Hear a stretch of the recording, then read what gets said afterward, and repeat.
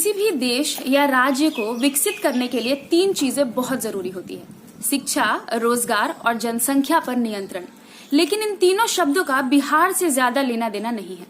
शिक्षकों का हड़ताल, विद्यार्थियों की सरकार से मांग और शिक्षा का ठन ठन गोपाल, यही है नीतीश कुमार का बिहार। नमस्ते, मेरा नाम निशा ओझा है और आप जनता जंक्शन देख रहे हैं। बिहार वो राज्य है जहां मेरा जन्म हुआ, लेकिन अफसोस की बात यह है कि कभी भी मेरा उस राज्य में 10 दिनों के लिए भी जाना नहीं हो पाता। कारण मुझे बताने की जरूरत नहीं है। जहां नालंदा जैसे संस्थान पूरे विश्व में विख्यात हैं, उसी राज्य में शिक्षा का हाल इतना बदतर क्यों हो गया है? पहली बात तो ये कि वहां 12वीं पास करने के बाद विद्यार्थी एक दूसरे का मुंह ताकते हैं कि अब यहाँ क्या करेंगे। ये बहुत ही शर्म की बात है। दूसरी बात ये कि समान काम के बदले समान वेतन की मांग कर रहे राज्य के करीब 3 लाख शिक्षक आंदोलन कर रहे थे। तीसरी बात, सरकारी स्कूल के बच्चे कम होते जा रहे हैं और सरकार इसे रोकने में नाकाम दिख रही है। आपको पता है, आज भी बिहार के सरकारी स्कूलों में ना तो बिजली का कनेक्शन होता है, ना पंखा और ना ही छत।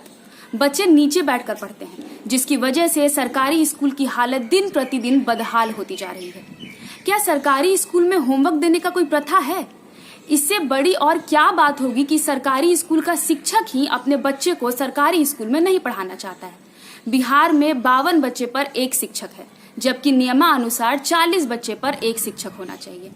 उनमें से भी कई सरकारी शिक्षक स्कूलों में अनुपस्थित पाए जाते हैं, यानी कि एब्सेंट। ऐसे में कई सवाल हैं जो लोगों के मन में उठते हैं। सरकारी स्कूल के लिए क्या सिर्फ school dress, mid day meal और छात्रवृत्ति के बीच पढ़ाई कहीं गुम होकर रह गया है? अब हालत ये हो गई है कि बिहार में सरकारी स्कूलों के लिए बच्चों का मोह धीरे धीरे खत्म होता जा रहा है। प्राथमिक और माध्यमिक विद्यालयों की हालत ये हो गई है कि यहाँ ड्रॉप आउट रेट में कोई कमी नहीं आ रही है और नामांकन भी हर साल गिरते चला जा रहा है। बिहार में लगभग प्राथमिक और माध्यमिक दोनों को मिला करके लगभग 70,000 स्कूल हैं। अब ऐसे में बिहार के लोगों को ही जागरूक होकर आवाज उठाना पड़ेगा, क्योंकि भविष्य तो पूरे बिहार के बच्चों का अंधकार में जा रहा है। दूसरी समस्या ये है कि राज्य में रोजगार की मारामारी है। लगभग 38 जिलों में से 11 जिले ऐसे हैं जहां 10 में से 6 लोग गरीब हैं। कारण ये है कि वहां पे बेरोजगारी का दर बढ़ता ही चला जा रहा है, जहां ना तो कोई स्टार्टअप को इम्पोर्टेंस देता है और ना ही वहां कोई IT कंपनी है और ना ज्यादा फैक्ट्री। इसलिए वहां के लोग को मजबूर होकर दूसरे राज्यों में रोजगार का भीख मांगना पड़ता है। कारण है बिहार की वो राजनीतिक पार्टियां जो बिहार को सिर्फ कमाने का एक जरिया मानती हैं। अब बात जनसंख्या की। अन्य राज्यों के मुकाबले बिहार की औरतें 3 गुना ज्यादा बच्चा पैदा करती हैं। 2011 की जनगणना में जहां देश के 17.64% जनसंख्या में वृद्धि हुई थी, तो वहीं बिहार में 25% वृद्धि हुई थी। नतीजा ये रहा कि आज बिहार की आबादी लगभग 12 करोड़ हो गई है, जो एक बहुत बड़ा कारण है वहां की शिक्षा और रोजगार को बदहाल करने के लिए। सरकार को बहुत ही गंभीरता से चिंतित होकर इन सब मुद्दों पर विचार करना होगा।